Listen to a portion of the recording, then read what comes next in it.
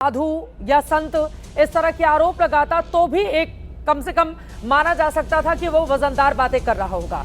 हालांकि मामला कोर्ट में है, आगे क्या होगा शंकराचार्य का ये कोर्ट तय करेगा। लेकिन जिस आशुतोष ब्रह्मचारी ने आरोप लगाए हैं, जरा उसकी क्राइम कुंडली देख लीजिए और सोचिए कि संत के वेश में कैसे कैसे लोग अब मैदान में हैं।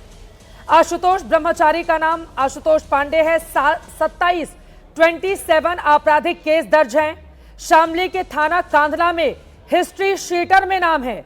25,000 का इनामी रह चुका है। अपने आप को क्या बाबा बताता है ये 25,000 रुपए का इनामी। आप जरा सोचिए कैसे कैसे लोग मैदान में हैं। 6 महीने जिला बदर भी रहा आशुतोष। रिश्वत देने के आरोप में जेल जा चुके हैं। गोंडा एसपी नवनीत राणा ने इनको जेल भेजा था। गो तस्कर माजिद के साथ रिश्वत देने के लिए गया था। आप देखिए, ये जो आशुतोष ब्रह्मचारी की कुंडली है वो आपको बता रहे हैं। गो तस्कर माजिद के साथ रिश्वत देने गया था। विधवा महिला के साथ गैंगरेप के भी आरोप हैं इस व्यक्ति के ऊपर। आशुतोष ब्रह्मचारी जिसने शंकराचार्य के ऊपर आरोप लगाए हैं और कह रहा है मेरे पास तो पूरा का पूरा सबूत है। जरा सोचिए, गो तस्कर माजिद के साथ रिश्वत देने के लिए गए थे। विधवा महिला के साथ गैंगरेप का भी आरोप है इनके ऊपर। भाई विनीत और शुभम के साथ मिलकर गैंगरेप किया, यह आरोप है इनके ऊपर। 2010 में एक मकान पर कब्जा भी करने का आरोप था। स्कूल चलाने के लिए मकान किराए पर लिया था, उसमें भी कुछ गड़बड़ी करने के आरोप हैं। 2004 में अपना गलत उम्र बताकर लोकसभा का चुनाव लड़ा। एफिडेविट में 18 की जगह 25 साल अपनी उम्र बढ़ाकर लिख दी थी। 2006 में पड़ोसियों पर अवैध रूप से उनकी जमीनों पर कब्जे के आरोप लगे। लखनऊ के थाना हुसैनगंज में ठगी का मामला दर्ज है। सरकारी नौकरी के नाम पर 3,30,000 रुपए की ठगी है। यूपी के अलग अलग थानों में 107 केस इस व्यक्ति ने दर्ज करा रखे हैं। गोंडा के एसपी नवनीत पर भी फर्जी केस दर्ज कराकर रखा हुआ है। अब बताइए, एक ऐसे व्यक्ति को लेकर जिसने शंकराचार्य है या नहीं है, कोर्ट जिस दिन कह देगा वो मान लिया जाएगा, महंत नवल किशोर दास जी। लेकिन एक ऐसा आशुतोष ब्रह्मचारी ये आरोप लगा रहे हैं शंकराचार्य पर, और आप बाबा लोग आ गए हैं इसके समर्थन में बोलने के लिए। मैं बड़ी हैरान हो रही हूँ। महंत नवल किशोर दास, आप तो इतने बड़े हैं, आप तो सनातन परंपरा का इतना ध्वज लेकर चलते हैं, आप कैसे इस आदमी का समर्थन कर सकते हैं?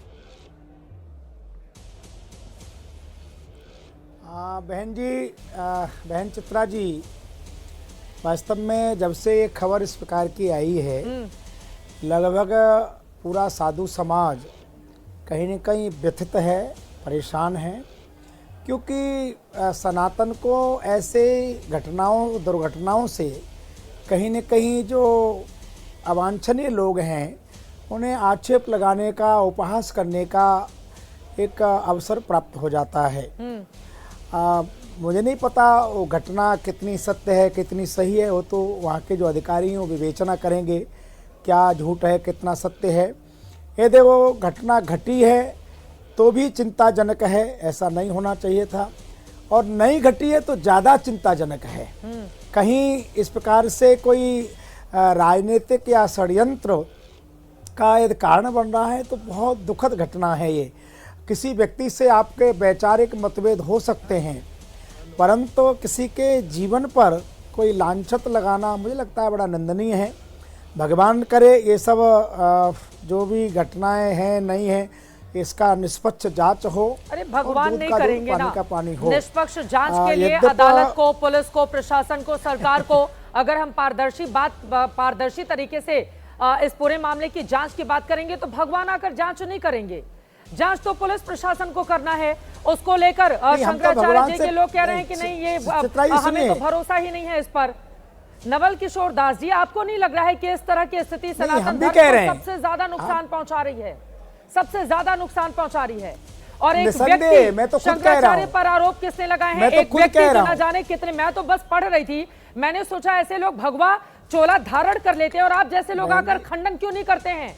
जिसके ऊपर इतने आरोप लगे हो वो आदमी बैठकर अपने आप को संत साबित करता है, और ऐसे लोगों को बाहर करना चाहिए साधु संत समाज को। बात आपने नहीं सुनी, पूरी बात सुनिए। नहीं, आज तो इस नाम का कोई व्यक्ति वो साधु भी है, हमें संदेह है। साधु होता तो इस प्रकार का आवंडर नहीं करता। मैं तो पहले कह रहा हूँ मैं केवल इतना कह रहा हूं कि साधु के जीवन में उसका चरित्र ही धन होता है। चरित्र के अतिरिक्त हमारे पे कुछ नहीं है, और चरित्र में कहीं धक्का लगता है तो साधु जीते जी मर जाता है। इस प्रकार की जो घटनाएं, चाहे वो, मैं फिर कह रहा हूं कि हमें इसमें राजनीतिकरण भी कहीं न कहीं लग रहा है कि लोग छद्म राजनीति लाभ लेने के लिए भी कुछ कर सकते हैं। यदि ऐसा है तो बड़ा चिंताजनक है, क्योंकि कुछ पूर्व में जो घटनाएं घटी उन्हें देख करके पूरे समग्र साधु समाज को किस प्रकार से अवांछनीय लोगों ने अपमानित किया, वो चिंता का विषय है। ये चिंता का विषय है, लेकिन चिंता दूर कैसे होगी? साधु समाज को ही आगे आकर, हालांकि मामला कोर्ट में है, कोर्ट शंकराचार्य जी को लेकर क्या फैसला करता है ये देखना महत्वपूर्ण रहेगा। लेकिन एक ऐसा व्यक्ति, आरोप लगाने वाले व्यक्ति को दर्शक जाने कि उसके ऊपर किस तरह के आरोप लगे हैं। लेकिन सुरेंद्र राजपूत जी, अब आप लोगों को भी राजनीति करने का मौका मिल गया है क्या शंकराचार्य के बहाने, कि घेर लो सरकार को, अपनी राजनीति को आगे बढ़ाओ उनके कंधे पर बंदूक तानकर? सुरेंद्र राजपूत जी, देखिए, जगत गुरु स्वामी शंकराचार्य जी जो साक्षात शिव स्वरूप हैं, स्वामी अभिमुक्तेश्वरानंद जी, उनके नाम पर कोई राजनीति नहीं कर सकता, एक चीज तो तय है। लेकिन हाँ, उनके खिलाफ जो अन्याय हो रहा है, अगर उसका प्रतिकार राजनीति को करना है तो हम करेंगे, क्यों नहीं करेंगे? हम क्या नाम, स्वामी शंकराचार्य जी को हम अकेले छोड़ दें? जो सनातन धर्म का के खिलाफ पाप कर रहे हैं उनका तो सहयोग सब लोग कर रहे हैं, लेकिन जो सनातन धर्म को बचाने के लिए बैठा है उससे पूछा जा रहा है कि तुम शंकराचार्य हो कि नहीं हो। ये सरकार, सत्ता के लोग और जिन जिन लोगों ने भी परम पूज्य स्वामी शंकराचार्य जी को कालनेमी कहा है, जो आपका सवाल है ये तो उनसे पूछा जाना चाहिए कि भाई तुम लोग राजनीति क्यों कर रहे हो। 3 शंकराचार्यों ने जिसे शंकराचार्य बनाया उसको एक कोर्ट की 3 लाइन लेकर के शंकराचार्य जी मारने से आरोप नहीं क्या नाम मान रहे हो? और जो आरोप शंकराचार्य की पदवी के ऊपर यूनानी नहीं लगा पाए, हूण नहीं लगा पाए, शक नहीं लगा पाए, कुषाण नहीं लगा पाए, मंगोल नहीं लगा पाए, यवन नहीं लगा पाए, मुगल नहीं लगा पाए, खिलजी नहीं लगा पाए, तुगलक नहीं लगा पाए, उतना नीच, निंदनीय और घृणित आरोप आपने शंकराचार्य जी के ऊपर लगा दिया। यह सवाल तो उन लोगों से पूछा जाना चाहिए ना जो लोग राजनीति कर रहे हैं। हम तो अन्याय के खिलाफ खड़े हैं और अन्याय के खिलाफ हम राजनीति करेंगे। लेकिन मामला दर्ज करने का आदेश तो कोर्ट ने दिया है सुरेंद्र राजपूत जी। पर कोई नहीं। अब दूसरा पक्ष तो यही कहेगा कि सरकार को क्यों लेकर आ रहे हैं आप? कोर्ट ने मामला दर्ज करने के आदेश दिए हैं। उस पर भी आ जाते हैं। ये कोर्ट ने कब किया? क्या नाम, आदरणीय योगी आदित्यनाथ जी ने सदन में कहा। योगी आदित्यनाथ जी ने, भारतीय जनता पार्टी ने सदन से बाहर कहा उनके खिलाफ। योगी आदित्यनाथ जी की सरकार ने कुंभ के मेले में उनको अपमानित करने का प्रयास किया। सरकार ने माघ के मेले में उनको अपमानित करने का प्रयास किया। चित्रा जी, ब्राह्मण बटकों की शिखाएं तोड़ी गई हैं। ब्राह्मण बटकों की शिखाओं को वो किया गया है। ब्राह्मणों को इस तरीके से अपमानित किया गया है। जिस तरीके तो अखाड़े तय क्यों नहीं कर लेते महाराज जी? मामला तो इतने लंबे समय से, अखाड़े भी तो राजनीति कर रहे हैं ना। आप क्या ना अखाड़े तय करेंगे? नवल किशोर दास जी अखाड़े तय क्यों नहीं कर लेते? बवाल ही खत्म हो जाता ना। फिर अखाड़े तय कर लें, बता दें। तीनों शंकराचार्य जिनको लेकर विवाद नहीं है वो तय करके बता दें वो क्यों सनातन धर्म को नुकसान पहुंचा रहे हैं। अगर आपको लग रहा है कोई नकली व्यक्ति आकर शंकराचार्य की पदवी पर बैठ गया है, अखाड़े तय कर देना। इतना विवाद आप लोग को नहीं लग रहा है? आप लोग कितना नुकसान कर रहे हैं जिस धर्म का चोला पहने हुए हैं आप? नवल किशोर जी सुनिए सुनिए सुनिए सुनिए चित्रा जी, बोलिए महाराज जी, बोलिए बोलिए। स्वामी वासुदेवानंद जी का और स्वामी स्वरूपानंद जी महाराज का, स्वामी स्वरूपानंद जी महाराज का और वासुदेवानंद जी का, दोनों का पहले से कोर्ट में लंबित है।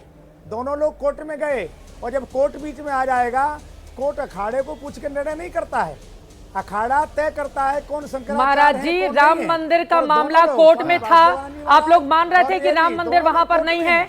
ये तो मान रहे थे ना कि राम मंदिर अयोध्या में ही है। कोर्ट को तय करने दो। जाकर राम जन्मभूमि पे पूजा अर्चना कर रहे थे ना, जाकर वहां पर सारी चीजें यज्ञ आहुति दी जा रही थी ना। ये तो माना जा रहा था ना कि राम जी का जन्म वहीं पर हुआ है। कोर्ट का जो भी फैसला है, कोर्ट का फैसला बाद में आया। आप लोग तो पहले से मान के बैठे थे। तो शंकराचार्य हैं या शंकराचार्य नहीं है, ये तो आप लोगों को तय कर लेना चाहिए। साधु समाज को बैठकर, तीनों शंकराचार्य को बैठकर तय कर लेना चाहिए कि है कि नहीं है। कोर्ट अपना फैसला देता रहेगा। कुछ तो पर्दा हटे, कुछ तो पर्दा हटे। लेकिन जितना नुकसान मौजूदा वक्त में हो रहा है, मैं तो हैरान हो रही हूँ। साधु समाज कैसे राजनीति के मैदान में आ सकता है? और अब मैं ठीक है, मैं लौटूंगी आपके पास। अब निजेश अवस्थी जी सीधे आपके पास। हाँ बोलिए बोलिए बोलिए बोल लीजिए। साधु समाज कोई राजनीति नहीं कर रहा है। वर्तमान में स्वामी अवयुक्तेश्वरानंद जी शंकराचार्य पर पद पर मान्य नहीं है। कोर्ट में उनका लंबित चल रहा है। अब कोर्ट अखाड़े को तो नहीं पूछेगा ना, अखाड़ा उनको नहीं मानता है कोई शंकराचार्य पद पर है। कोई राजनीतिक दल या टीवी तय तो नहीं कर देगी। आप झूठ बोल रहे हैं। कैसे बताओ ना, आप प्रमाण दो। आप झूठ बोल रहे हैं। मेरे को झूठ बोलूंगा? इसलिए झूठ बोल रहे हैं। बताओ ना। 4 में से 2 शंकराचार्यों ने उनका अभिषेक भी किया है। अभी स्वामी सदानंद जी ने कल कहा कि वो शंकराचार्य है। सुनिए, ये आप कौन? अरे पूरी बात सुन लीजिए, ऐसी कोई परंपरा नहीं है। तो धर्म तय करेगा।